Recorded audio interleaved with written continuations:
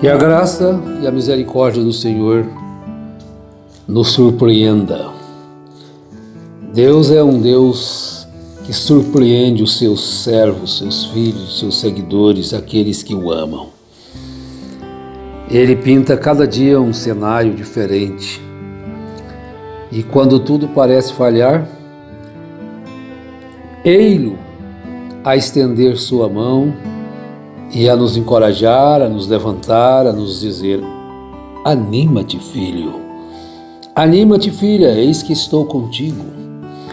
É promessa, eis que estou convosco todos os dias, até a consumação dos séculos. Então, meu irmão, minha irmã, Ele está contigo, não importa se é na dor, na alegria, na tristeza, se é na bonança, se é na escassez, em todo o tempo de nossas vidas. O possuidor de todas as coisas, possuidor dos céus e da terra, é a nossa sustentação. Nada é nosso, tudo é dele, pois tudo foi feito por Ele e para Ele. O Evangelho segundo João, primeiro capítulo, diz assim, primeiro capítulo, né? No princípio era o Verbo, e o Verbo estava com Deus, e o Verbo era Deus.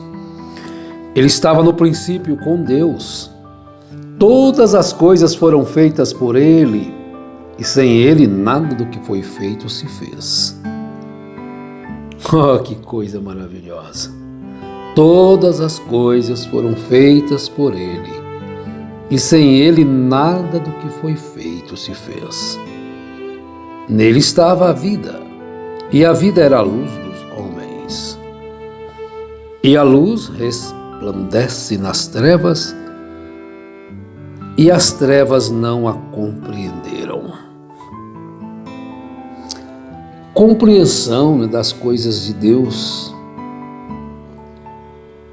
Deus dá o entendimento e a compreensão.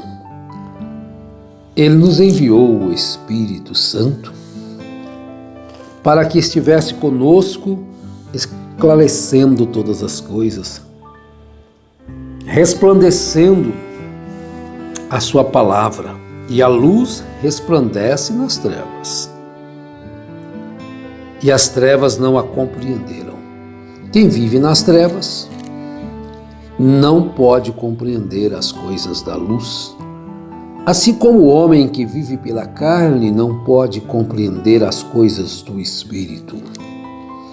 Bem, mas tudo pertence a Ele, todo ouro, toda prata, todas as árvores e rios, águas e mares, pois foi Ele que fez, é dele. Quem nos fez? Não foi Ele também? Então nós também pertencemos a Ele. Tudo é dele, nada é nosso. Às vezes nós temos aquele, é meu, essa fazenda é minha, este carro é meu, isto é meu. Não, não é seu, não é meu. Estamos simplesmente de posse, pela permissão do Senhor. Mas tudo pertence a Ele. Tudo é dele. Primeira carta aos Coríntios, capítulo 4, a partir do verso 6, tem um título interessante: A vanglória dos coríntios, a humildade e a autoridade do apóstolo. A vanglória dos coríntios. E eu, irmãos, apliquei estas coisas por semelhança a mim e a Apolo, por amor de vós, para que em nós aprendais a não ir além do que está escrito, não vos ensoberbecendo a favor de um contra o outro. Há um mistério em cada versículo da Bíblia. Olha, para que em nós aprendais a não ir além do que está escrito. Todas as pessoas que acham que sabe alguma coisinha a mais, além, ele se ensoberbece. Ele se acha o tal. Eu sei algo que você não sabe. Faz um mistério daquilo. Então nós vivemos um tempo desta forma. Nós temos profetas, vocês não têm. Por isso é que nós conhecemos estas coisas. Mas não conhecia nada. Era coisas além do que está escrito pela mente humana. Então levou muitos assim soberbecerem a favor de um contra o outro. Então todos os demais eram ismos, todos os demais eram denominações, e que Deus não atua em denominação, não é certo. Mas tinha um ditado antigo, né? A chaleira falando da frigideira. Naquele tempo, então, tinha as panelas de ferro, né? Tudo cheias de cinza, de coisas de carvão, fumaça e impregnando o lado de fora das panelas. Então uma se achava que era melhor do que a outra, então era chaleira falando da frigideira. Porque quem te diferença? E que tens tu que não tenhas recebido? E se o recebeste, por que te glorias como se não o houveras recebido? Então receber um dom, aí quer se achar melhor do que aquele que não recebeu aquele dom. Dons, olha, dons e vocação são dados sem arrependimento de pecado. Salvação não. Porque o Espírito Santo leva o homem a arrepender-se de suas falcatruas, de seus enganos, de suas mentiras, seus roubos, de suas palavras torpes, de suas ações erradas, de seus comportamentos errados, do masoquismo, do sodomismo. Ele leva o homem a se arrepender. O Espírito Santo faz isto. Jesus falou que quando ele viesse, ele iria convencer o homem do pecado, da justiça e do juízo. É papel dele. Agora, por quê? Quem te diferença? E que tens tu que não tenhas recebido? Então, se você recebeu um dom, não é teu. Foi um dom, não tem mérito nenhum na pessoa. Às vezes a gente fala um pouquinho sobre a inteligência e a sabedoria. Estuda o QI das pessoas. É o grau da inteligência. Uns têm um QI mais elevado do que outros. Não torna ele um melhor ser humano, não. Ele tem um QI mais elevado. O que ele fez para receber esse QI mais elevado? Nada. Às vezes aquilo vai atrapalhá-lo por achar que é superior a alguém, quando a Bíblia diz que cada um considere o outro superior-se a si mesmo. Mas você pensou uma pessoa com um QI um pouquinho elevado, considerar um QI mais abaixo do que ele, superior a ele? Aí que está a grandeza.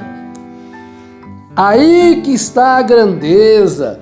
Mas os coríntios estavam vangloriando porque tinham muitos dons, porque tinham isto, línguas, dons de visão, dons de profecias. Então se vangloriavam. Porque quem te diferença? E que tens tu que não tenhas recebido? E se o recebeste, por que te glorias como se não o houveras recebido? Como se fosse coisa que você mesmo conquistou? A vanglória, ela destrói o homem. A exaltação destrói o homem. Então, por outro lado, a singeleza constrói, a humildade constrói. Lembre-se disso, nada é nosso. Tudo nos é dado por Cristo. Tudo nos é dado pelo Pai das luzes. Isso é muito maravilhoso. Mas tem mais alguma coisinha aqui, Léo. Hebreus, capítulo 12. Vejamos aqui o verso 28. Pelo que, tendo recebido um reino que não pode ser abalado, retenhamos a graça, pela qual sirvamos a Deus agradavelmente com reverência e piedade. Porque o nosso Deus é um fogo consumidor. O nosso Deus é um fogo consumidor. Agora, o que você recebeu? O que nós recebemos de Deus? Muito maior do que o mundo. O que você tem recebido de Deus, a palavra de Deus, é maior do que Estados Unidos, Rússia, as potências do mundo todas juntas, com suas riquezas, com seus bens, com seus diamantes, pedras preciosas, ouro, seja dólar, petrodólar ou euro, seja a moeda que for. Mas é um reino que pode ser abalado, é algo perecível. Mas o que Deus nos tem dado através de sua graça, misericórdia e compaixão, um reino que não pode ser abalado. Retenhamos a graça pela qual sirvamos a Deus agradavelmente, com reverência e piedade, porque o nosso Deus é um fogo consumidor. E Ele nos faz sermos agradáveis para si mesmo no amado. Daqui a pouquinho a gente vai ler isso. Agora, como servir a Deus agradavelmente? Como agradar a Deus? Pensa um pouquinho, meu irmão, minha irmã. Será que eu, amando as coisas do mundo, desejar as vestes do mundo, costumes do mundo, ritmos do mundo, será que seria desta forma que nós estaríamos agradando a Deus? Vamos procurar agradar o Senhor? Vamos procurar servir a Deus agradavelmente, com reverência e piedade, com temor. Porque Ele nos tem dado um reino que não pode ser abalado, maior do que qualquer riqueza que você possa ganhar no mundo. Prêmios e prêmios da loteria não valem este reino. As riquezas mundanas nada valem para mim.